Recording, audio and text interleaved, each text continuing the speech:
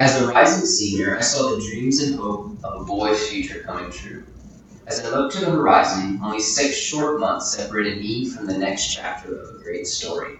With multiple state championships, college recruitment letters from all over the country, and the desire to one day become an Olympian, this storybook of a life seemed to be scripted with a predictable and exuberant ending. Until one day, everything that I hoped for was lost.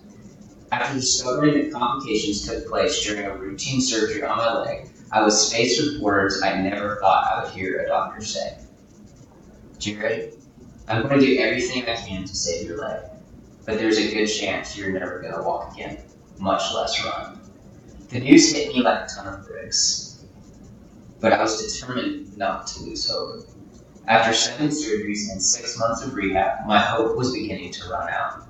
I had grappled with the fact that I may not be able to run again, but I was struggling with the truth that I may be in pain for the rest of my life. Through 2.5 years and a total of 10 reconstructive surgeries, I was left with a crushed spirit. As I turned to pain meds and alcohol to numb the external pain, the emotional pain was beginning to grow. For more than a year, I lost hope and the ability to dream.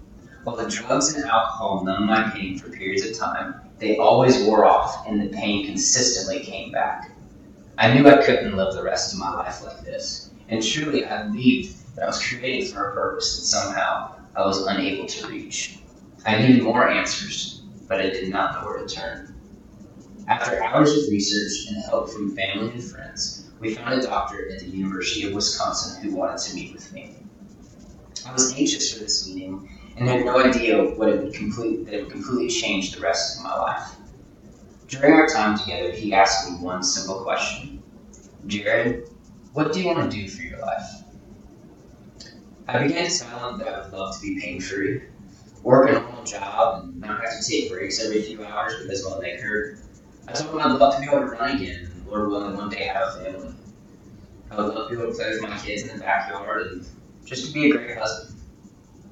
He looked at me calmly, like the look you get before your grandpa gives you some sage advice, and said, Jared, that is beautiful, what you said about the dream of your life. And I believe that all those things can and will happen, but they're not going to be able to happen with the leg that you have. I asked him what he meant. He said, Jared, it's not a matter of if, but a matter of when you lose your leg. You have an 8-year-old leg on a 20-year-old's body. If you make the decision to amputate your leg, you will be able to live that life you want. He continued, I'm not telling you to amputate your leg, but if what you told me is the life you want to live, I suggest you strongly consider that as an option. Looking back over the past 10 years of my life, I am so grateful for the meeting with that doctor. It forever changed my life. You know how people say that you only have one shot at this life? I once believed that too, but this doctor showed me that I had another shot to take, and boy, did I take it.